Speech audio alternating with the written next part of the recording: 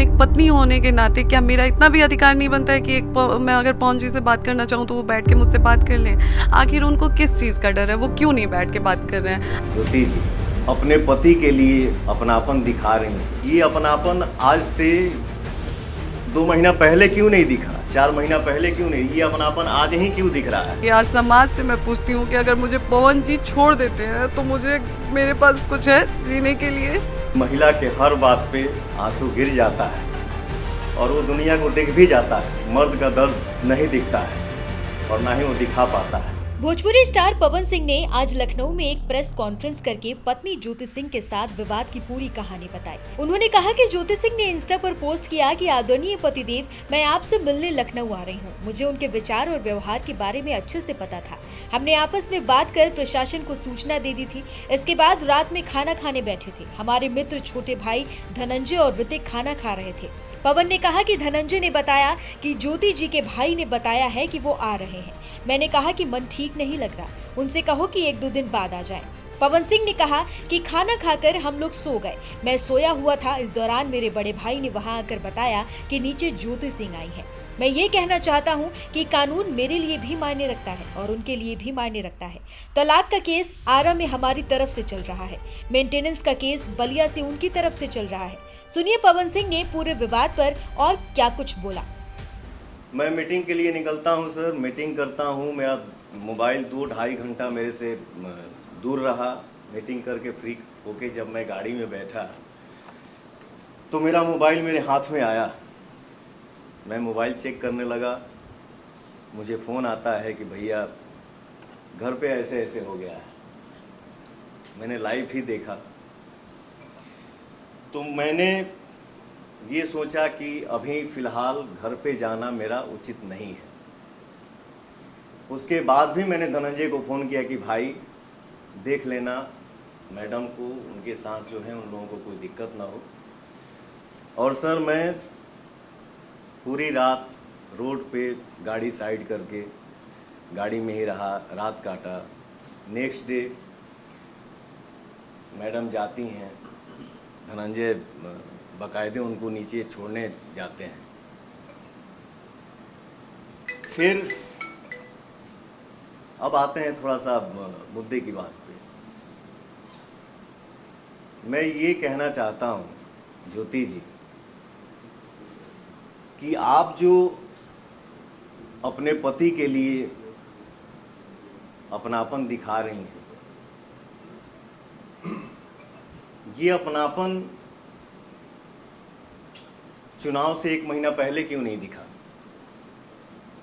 ये अपनापन चुनाव से 2 महीना पहले क्यों नहीं दिखा?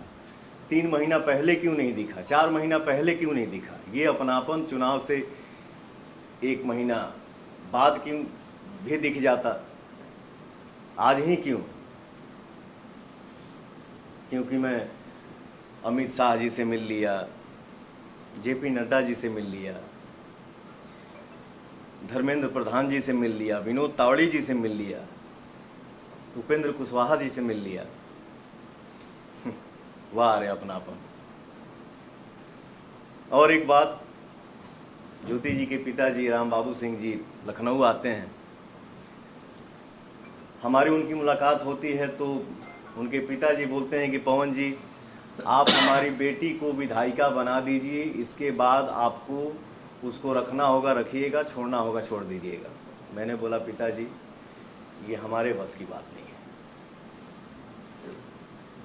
और ज्योति जी विधायिका बनने के लिए आप इतना हद तक गिर सकती हैं, ये मुझे उम्मीद नहीं था। खैर आपको जो करना है सो करिए, आपको जितना बोलना है बोलिए, आपको जितना गिरना है गिरिए, लेकिन मैं मर्यादा से बाहर नहीं जा सकता क्योंकि ये मेरे माँ बाप का दिया हुआ संस्कार है। आज आप सभी के आशीर्वाद से दुनिया पवन सिंह को सुपरस्टार बोलती है, पावर स्टार बोलती है। 40 साल का हो गया, 10 घंटा मेहनत करता हूँ, 15 घंटा मेहनत करता हूँ, 20 घंटा मेहनत करता हूँ। मेहनत करके जब घर वापस लौटता हूँ, दरवाज़ा खटखटाता हूँ तो मेरा भी दिल करता है कि या तो दरवाज़ा मेरी बेटी खोले और नहीं तो मेरा बेटा खोले। लेकिन सर दरवाज़ा मेरा स्टाफ खोलता है, नहीं तो मेरी बूढ़ी माँ खोलती है। इसके बाद हम लोग घर में इंटर करते हैं। हम भाई मित्र स्टाफ मिल के खाना बनाते हैं, खाना खा के सो जाते हैं। मैं इतना कहना चाहता हूँ, मैं भी इंसान हूँ यार, थक जाता हूँ कभी कभी।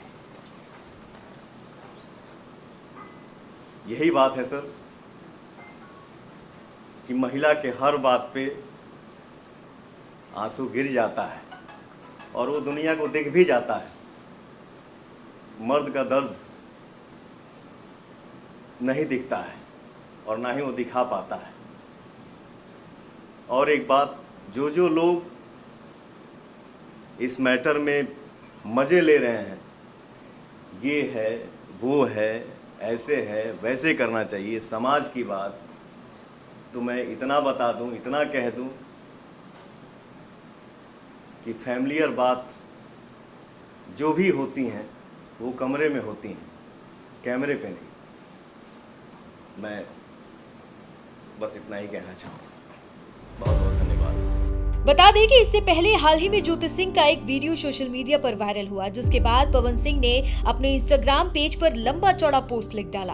उन्होंने कहा कि मैं अपने जीवन में केवल एक ही बात जानता हूँ, जनता मेरे लिए भगवान है, क्या मैं उनकी भावनाओं को ठेस पहुंचाऊंगा। इसके बाद उन्होंने ज्योति को संबोधित करते हुए लिखा कि सुबह आप मेरे सोसाइटी में आई, मैंने आपको सम्मान पूर्वक घर बुलाया और 1.5 घंटे तक बात की, लेकिन आपकी केवल यही रट थी कि मुझे किसी तरह चुनाव लड़ना चाहिए, जो मेरे बस की बात नहीं है। उन्होंने ये भी कहा कि समाज में भ्रम फैलाया गया है कि उन्होंने पुलिस बुलाई, जबकि सच ये है कि पुलिस सुबह से ही वहां मौजूद थी ताकि सभी कार्रवाई उनके निगरानी में हो। ये पोस्ट 2 लाख से ज्यादा लाइक्स के साथ वायरल हुआ है। इसके तुरंत बाद ज्योति सिंह ने जवाब दिया कि सच और झूठ का फैसला जनता करेगी और अगर पवन सिंह सच बोल रहे हैं तो मीडिया के सामने आए। उन्होंने साफ कहा कि चुनाव की बात केवल तभी होगी जब पवन सिंह उन्हें जीवन भर पत्नी के रूप में स्वीकार करे। ज्योति ने यह भी बताया कि उनके आने जाने की सीसीटीवी फुटेज मौजूद है जो पूरी सच्चाई सामने लाएगी। इससे पहले 2018 में शादी के तुरंत बाद ज्योति सिंह ने पवन सिंह पर गंभीर आरोप लगाए थे, जिनमें मानसिक उत्पीड़न, जबरदस्ती गर्भपात और घर में प्रवेश न देने जैसे आरोप शामिल थे। उन्होंने बताया कि शादी के तुरंत बाद पवन सिंह फिल्म के लिए चले गए थे, जहां वो भोजपुरी एक्ट्रेस अक्षरा सिंह के साथ नजर आए। पवन सिंह की पहली पत्नी नीलम देवी की 2014 में शादी के 3 महीने बाद ही मौत हो गई थी। इसके बाद पवन सिंह का नाम कई अन्य अभिनेत्रियों के साथ जुड़ा। एक वीडियो में वो एक्ट्रेस अंजलि राघव को अनुचित तरीके से छूते भी दिखाई दिए। अब आपको ज्योति सिंह का एनडीटीवी के साथ वो एक्सक्लूसिव इंटरव्यू सुनाते हैं। मैम, कल आपने एक फेसबुक पोस्ट किया था, करीब 12 मिनट का वो पोस्ट था और आप अपने पति के यहाँ गई थी, वहाँ क्या हुआ था? जी देखिए, मैंने 2 दिन पहले पोस्ट किया था कि मैं आपसे मिलने आ रही हूँ। मैंने रिक्वेस्ट किया था, उससे पहले भी एक पोस्ट मैंने किया था और पवन जी को मैं कॉल कर रही थी, मैसेज कर रही थी, पर वो कॉल उठा नहीं रहे थे और मैसेज का रिप्लाई नहीं दे रहे थे मेरे।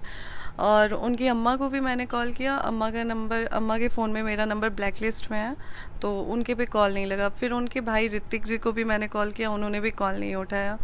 फिर मैंने एक पोस्ट के ज़रिए उनको भेजा कि मैं आपसे मिलने आ रही हूँ, क्योंकि उससे पहले एक पोस्ट करके मैंने उनसे रिक्वेस्ट किया था मिलने के लिए, पर वो मिल नहीं रहे थे। तो फिर मैंने पोस्ट डाल के बोला कि मैं उनसे मिलने आ रही हूँ और मैं दूसरे दिन मिलने के लिए निकली भी। हम लोग सुबह लगभग 9 बजे पहुँचे थे उनके सोसाइटी में। जब हम लोग वहाँ पे पहुँचे तो गार्ड से हम जब उनके फ्लैट में जाने के लिए हम लोग गए तो गार्ड हमें जाने नहीं दे रहा था, बोल रहा था कि ऊपर से मना किया गया है, आप लोगों को ऐसे नहीं भेजा जा सकता है। तो उसके अभी इतना बातचीत हो ही रहा था, मैं बता ही रही थी कि मैं उनकी वाइफ हूँ, मुझे उनसे बात करना है और उनको पता है कि मैं आ रही हूँ। तो बोले मैडम ऊपर से मना किया गया, हम ऐसे नहीं जाने दे सकते हैं आपको। फिर वहाँ पे पुलिस 2 गाड़ी से पुलिस आती है 15-20। अगर आप लोगों को चाहिए तो पवन जी के सोसाइटी में जो कैमरा लगा होगा उनके बिल्डिंग के नीचे, जी उनके द्वारा बताया गया कि पवन जी ने बुलाया था पुलिस को। उसके बाद वो लोग बोले कि तुम बता के आई हो, तुम पूछ के आई हो। मैंने बोला मेरे पति हैं और मैं किससे बता के आऊँगी, अगर मुझे उनसे मिलना होगा तो मैं आऊँगी ना, मेरा हक है उनसे बात करना, मिलना। और फिर भी मैंने एक पोस्ट डाला था, मैंने उनको भी बोला फिर वो लोग तमाम तरह का क्वेश्चन कर रहे थे, मुझे परेशान किया जा रहा था उनके द्वारा। उसके बाद फिर उनके भाई को मैंने कॉल किया, ऋतिक जी को, उनको पता चल गया था कि मैं वहाँ पे आई हूँ। तो उस दिन उन्होंने एक कॉल पे मेरा कॉल उठाया और फिर कॉल उठा के उन्होंने बोला कि मैं 10 मिनट में आता हूँ, तो आके आपको ले चलता हूँ। वो आए 10 मिनट बाद और फिर लेके मुझे ऊपर गए। ऊपर लेके गए तो हॉल में सब लोग ऐसे ही बैठा हुआ था। पवन जी थे, उनके बड़े भाई गुड्डू भैया थे और उनके स्टाफ लोग थे, ऋतिक जी थे और एक धनंजय भैया करके हैं। तो ये सारे लोग थे। वहाँ पे हम लोग गए, बैठे। अभी पवन जी से मैं बात करने का सोच ही रही थी, तब तक उधर से गुड्डू भैया बोलते हैं, जो उनके बड़े भैया हैं, वो बोलते हैं कि ज्योति बात करना है करा, लेकिन ये यहाँ मतलब इधर तो रुकबू ना। हम बोले क्यों भैया, मेरे पति का घर है, अगर हम आए हैं तो क्यों नहीं रुक सकते हैं। तो उन्होंने बोला कि नहीं, आपका कोई हक नहीं बनता है कि आप किस अधिकार से यहाँ पे रुकेंगी, आपका कोई अधिकार नहीं है। हमने बोला भैया अभी हमारा तलाक हुआ नहीं है, डाइवोर्स का मैटर चल रहा है, लेकिन अभी तलाक पेपर पे साइन नहीं हुई है और जब तक तलाक नहीं हो जाता है तब तक पवन जी पे मेरा पूरा अधिकार है और मैं जब चाहूँ इनसे मिलने आ सकती हूँ या फिर मुझे बात करना हो तो मैं कर सकती हूँ। उन्होंने फिर बोला कि नहीं, कोई अधिकार नहीं है। मैंने बोला ठीक है, अगर आपको ऐसा लगता है तो मेरा हाथ पकड़ के निकाल लीजिए, और अगर ऐसा भी नहीं है तो फिर आप बुलाइए, वकील को बुलाइए, मैं भी अपने वकील को बुलाती हूँ। अगर वकील मुझे बोल देगा तो मैं अभी तुरंत उठ के यहाँ से चली जाऊँगी। फिर वो मतलब गुस्सा के वहाँ से निकल गए। फिर वहाँ पे हम लोग बैठे हुए थे, पवन जी नाश्ता वास्ता किए, उसके बाद निकले। उसके बाद पवन जी निकलते वक्त बोले कि 1 घंटे बाद मैं आता हूँ तो आपसे बात करता हूँ। सच्चाई है कि पवन जी से मेरी कोई बातचीत नहीं हुई है, कोई बातचीत नहीं। आप चाहें तो मैं बार बार कह रही हूँ कि आप कैमरे पे देख सकते हैं कि हमारे जाने के तुरंत बाद, मतलब मुश्किल से 15-20 मिनट बाद पवन जी वहाँ से निकल गए थे। उस 15-20 मिनट में पवन जी से हमारी कोई बातचीत नहीं हुई थी। पवन जी ये बोल के निकले कि 1 घंटे में आता हूँ तो बात करता हूँ। पवन जी, ऋतिक जी और गुड्डू भैया तीनों लोग एक ही साथ निकल गए और उनके निकलने के जस्ट थोड़े देर बाद वहाँ पे फिर से पुलिस आ जाती है 15-20 ठो, और आके मतलब उल्टा सीधा बोलना, जिसकी मेरे पास वीडियो भी है। लास्ट में मैं आपको दे भी दूँगी वो वीडियो। उसके बाद उन्होंने बोला कि आप थाने में आइए, आपके पति द्वारा अब हम लोगों को भेजा गया है, आप थाने में आइए, थाने में बैठ के बातचीत होगी। मैंने बोला थाने में क्यों, मैं अपने हस्बैंड के घर पे हूँ, मैं घर ही पे बात करूँगी। तो वो बोलते हैं नहीं ऐसे नहीं होता है, आप ऐसे नहीं जा सकती हैं, ऐसे वैसे ये वो। मैंने बोला देखिए हमारा पूरा राइट है आने का और हम आए हैं और हम घर पे ही बैठ के बात करेंगे, हम थाने में नहीं जाएंगे। तो उन्होंने बोला कि अगर आप ऐसे करेंगे तो हम FIR कर देंगे आप पे। वहाँ के SHO थे, उनका नाम शायद भूपेंद्र सिंह शायद नाम था, वो भूपेंद्र के उपेंद्र कुछ ऐसे ही नाम था। मेरे पास वीडियो है जिसमें उनका नाम मैंने पूछा, उन्होंने बताया। तो ये सारी चीज़ें हुई। उसके बाद फिर वो लोग चले गए, फिर थोड़े देर बाद आते हैं। ऐसे करते करते 3-4 बार आए वो लोग, 3-4 बार आए, 3-4 बार हमारी बातचीत हुई। चौथे बार में वो लोग अंदर आ गए जिस रूम में हम लोग थे। आप कहना चाहती हैं कि पुलिस के द्वारा आपको बेवजह परेशान? जी जी बिल्कुल। फिर वहाँ पे जब हम लोग दूसरे रूम में बैठे हुए थे तो रूम में आके वो लोग ऐसे बोलने लगे कि निकलिए निकलिए, घर में लॉक करना है, यहाँ पे ताला लॉक करना है, आप निकलिए, उनका आदेश है, आप पवन जी का आदेश है कि आपको जी। हम बोले कि आप वारंट लेके आइए, आप हमको अरेस्ट करने आई हैं, किस बात के लिए अरेस्ट करने आई हैं, वारंट लेके आइए आप। ये सारी चीज़ें कल लाइव वीडियो में भी थी जो दिखाई गई थी। और देखिए ये जो लोग कह रहे हैं कि ये प्री प्लानिंग था, ऐसा कुछ नहीं था, क्योंकि लाइव में अचानक आई थी और वहाँ पे जो चीज़ें हो रही थी वो मैंने लाइव आके दिखाया है, ना कि अपने अकॉर्डिंग वीडियो शूट करके दिखाया है।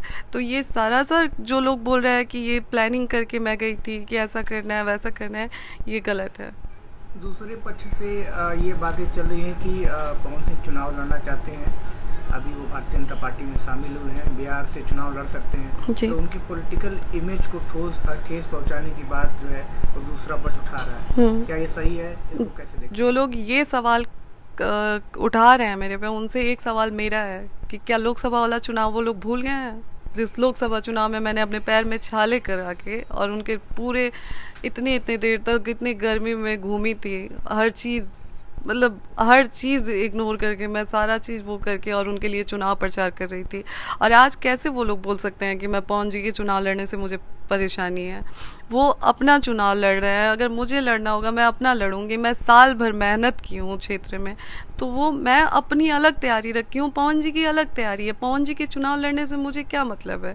मैंने तो हमेशा से बोला है कि अगर पवन जी चुनाव लड़ते हैं तो मैं उनका साथ दूंगी, लेकिन एक पत्नी होने के नाते क्या मेरा इतना भी अधिकार नहीं बनता है कि मैं अगर पवन जी से बात करना चाहूँ तो वो बैठ के मुझसे बात कर लें? आखिर उनको किस चीज़ का डर है? वो क्यों नहीं बैठ के बात कर रहे हैं? अगर मैं गलत हूँ तो वो आके समाज में बोलें विथ प्रूफ। जैसे मैं बोलती हूँ कि मैं जो भी चीज़ें मीडिया में रख रही हूँ, मेरे पास हर बात का साक्ष्य है। अगर ज़रूरत पड़ेगी तो मैं वो सारी चीज़ें मीडिया में लाऊंगी। लेकिन अभी तक मैं उस रिश्ते को ढो रही थी, क्योंकि मेरे मांग में उनके नाम का सिंदूर है, उस चीज़ का इज्जत रख रही थी मैं। लेकिन कल जो उन्होंने हरकत की है वो बर्दाश्त के बाहर था मेरे, क्योंकि अब कुछ नहीं बचा रह गया। वो सरेआम कर दिए, तो अब मेरे पास कुछ नहीं बचा रह गया। मैम, आप क्या चाहती हैं? मैं इंसाफ चाहती हूँ लोगों से।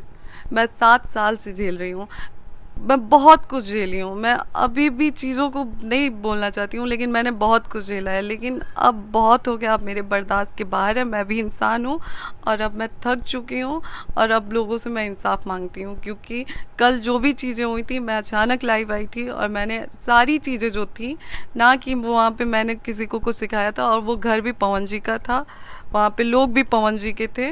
तो हमारी प्लानिंग के अकॉर्डिंग कुछ नहीं हो सकता है। और प्लानिंग हस्बैंड पति पत्नी के बीच, रिश्ते के बीच में प्लानिंग नहीं होती है।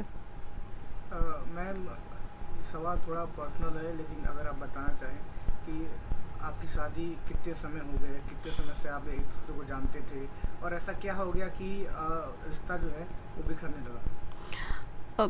जी देखिए, हमारी शादी को 7 साल हो गया, और 2018 में शादी हुई थी हमारी 6 मार्च को। और शादी के लगभग 1.5 साल बाद हम सेपरेट हो गए थे, मतलब डाइवोर्स फाइल कर दिया गया था पवन जी की तरफ से, और मैं अपने फैमिली के साथ उसी टाइम से रह रही हूँ। मैम, क्या आप साथ रहना चाहती हैं या अलग रहना चाहती हैं? आपका इस पे क्या? मैं देखिए, अभी तक तो मैं अपने सारे एफर्ट्स लगा ही रही थी साथ में रहने के लिए, लेकिन मैं अब उसी समाज से, क्योंकि देखिए मैं गई थी, मैंने जब कुछ दिन पहले एक पोस्ट डाला था, तो फिर लोगों ने कहना स्टार्ट कर दिया कि आप पोस्ट डाल के सिंपैथी गेन कर रही हैं लोगों में, आपके पति हैं, आप जाइए, हक से जाइए, आपको कौन निकाल सकता है। मैं उसी लोगों की, जनता की बात सुन के अपने पति से मिलने गई, बात करने गई। वहाँ पे मुझे जाने के बाद पुलिस बुलाया गया, उनके भाई द्वारा मुझे, मतलब मेरी बेइज्जती की गई कि नहीं, आप नहीं रुक सकती हैं, यहाँ पे जाइए। हम लोग पवन जी के रूम में बैठे हुए थे, हम भाई बहन थे सारे, हम लोग बैठे हुए थे, तो वहाँ पे वो बोलते हैं कि इस रूम से जाके दूसरे रूम में बैठ जाइए। तो वहाँ पे पवन जी के रूम से निकाल के हमें दूसरे रूम में भेजा गया। तो क्या मैं एक पत्नी हूँ, मेरा इतना भी अधिकार नहीं है कि मैं अपने पति के रूम में जाके रुक सकूँ? शादी के कितने समय तक आप लोग साथ रहे? 1.5 साल तक। इस दौरान क्या आपको प्रताड़ित किया जाता था परिवार द्वारा या उनके द्वारा, ऐसी कोई चीजें? जी जी, हमेशा से किया गया है। आखिर क्या वजह रही होगी इस चीज की? वजह मुझे आज तक नहीं पता चली है, और आज आपके चैनल द्वारा मैं उनसे पूछना भी चाहती हूँ कि पवन जी, आप एक बार आप भी आइए, आप भी अपनी बातें जनता के सामने रखिए, क्योंकि आप, ये जनता हमारी नहीं है, आपकी भी सुनेगी। अगर मैं गलत हूँ तो आप आइए, प्रूफ के साथ आइए कि ये ज्योति ने ये किया, इस वजह से मैं ज्योति के साथ नहीं रह रहा हूँ, ज्योति ने ये किया, इस वजह से मैं साथ नहीं रह रहा हूँ। तो आप भी अपनी बातें रखिए, या फिर अगर आपको लाइव आना हो तो लाइव आइए, या फिर आपको इंटरव्यू में आके बताना हो तो इंटरव्यू में आके बताइए, लेकिन बताइए, क्योंकि आज मैं पूरे जनता के सामने आपसे सवाल कर रही हूँ कि मेरी गलती क्या है। आखिर वो भाग क्यों रहे हैं? कोई एक वजह जो आपको पता हो? जी मुझे नहीं पता है, मैं बहुत एफर्ट्स डाल रही हूँ उनसे बात करने के लिए, क्योंकि 7 साल से चीज़ों को मैं झेल रही हूँ, और मेरे साथ साथ मेरा परिवार भी झेल रहा है। मेरे साथ साथ मेरी एक बहन है जो कुंवारी है, तमाम तरह की चीज़ें उसको भी झेलनी पड़ रही है। मेरा एक भाई है जो 1.5 साल से अपना पढ़ाई लिखाई छोड़ के और मेरे पीछे लगा हुआ है। मैं, ये सारी चीज़ें अब मुझसे बर्दाश्त नहीं हो रही है। मेरे बीमार पापा हैं जो बहुत ज़्यादा परेशान है मेरी वजह से। मैं एक बेटी होने के नाते मेरे बर्दाश्त के बाहर है ये सारी चीज़ें, अब मुझसे बर्दाश्त नहीं हो रही है। मैम देखिए, पवन सिंह एक वेल नोन सेलिब्रिटी हैं, राजनीति में भी हैं, आपको भी सोशल मीडिया पे कई लोग फॉलो करते हैं।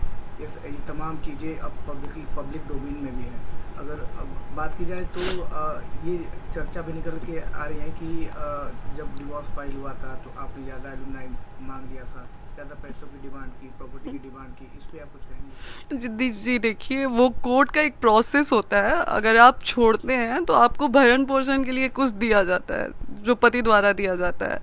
अगर आप पता नहीं कैसे लोग हैं, समझते नहीं है कि अगर मैं ना भी मांगूं तो मुझे मेरे पति में जो है वो मेरा अधिकार बनता है, तो मेरा अधिकार है वो, और मैंने मांगा नहीं है। अगर ऐसा कुछ होता तो वो एक प्रोसेस होता है जो पत्नी के भरण पोषण के लिए दिया जाता है। आप बताइए, आज समाज से मैं पूछती हूँ कि अगर मुझे पवन जी छोड़ देते हैं तो मुझे मेरे पास कुछ है जीने के लिए? मैं बीए फर्स्ट ईयर में थी जब मेरी शादी हुई थी, तो मुझे तो अपनी पढ़ाई भी पूरी करने का टाइम नहीं दिया गया। यहाँ पे पापा से बोला गया कि पेपर था जब मेरी शादी हुई थी, उसके 10 दिन बाद मेरा एग्ज़ाम था। मुझे बोला गया कि आपको आगे हम लोग शादी के बाद पढ़ने देंगे, और शादी के जस्ट बाद हमसे बोला गया कि आप अपने पापा को फ़ोन करके बोल दीजिए कि आप नहीं पेपर नहीं देना चाहती हैं। पवन सिंह से शादी हुई है आपकी, आप आगे पढ़ेंगी, लोग क्या कहेगा? ये सारी चीज़ें ऐसे दबाव दे के मुझे पढ़ने भी नहीं दिया गया। अगर जिस तरीके से देखा जाए कि आपके हिसाब से चीज़ें नहीं होती हैं, जो आप चाहती हैं वो चीज़ें नहीं हो पा रही हैं, अगला मूव मैम आपको क्या है? अगला, अब मैं जनता के बीच में आ गई हूँ और जनता से ही हाथ जोड़ के मैं इंसाफ मांगती हूँ कि आप लोग ही अब मुझे इंसाफ दिलाएं, क्योंकि पहले कुछ दिन पहले तक ये चार दीवारी के अंदर की बात थी, लेकिन अब ये चीज़ें समाज में आ गई हैं और अब समाज ही समझेगा कि मुझे कैसे इंसाफ दिलाना है। फिर भी मैं समाज के आगे हाथ जोड़ती हूँ, अपने समाज के, खास करके सुधीर भैया का भी मैंने एक स्टेटमेंट देखा था जिसमें उन्होंने कहा था कि जाओ, उसके पति का घर है, वहाँ पे कोई नहीं तुम्हें रोक सकता है। तो आज मैं गई थी सुधीर भैया, और आज आपका फ़र्ज़ बनता है कि आप आए और हमारे लिए हमें इंसाफ दिलाएं। खास करके सुधीर भैया से, बृजभूषण भैया जी से, और धनंजय भैया जी से, सुशील भैया से, ब्रिजेश भैया से हाथ जोड़ के विनती करती हूँ। आज आप ही के समाज की बेटी आप लोगों से इंसाफ की भीख मांग रही है, आप लोग मुझे इंसाफ दिलाइए।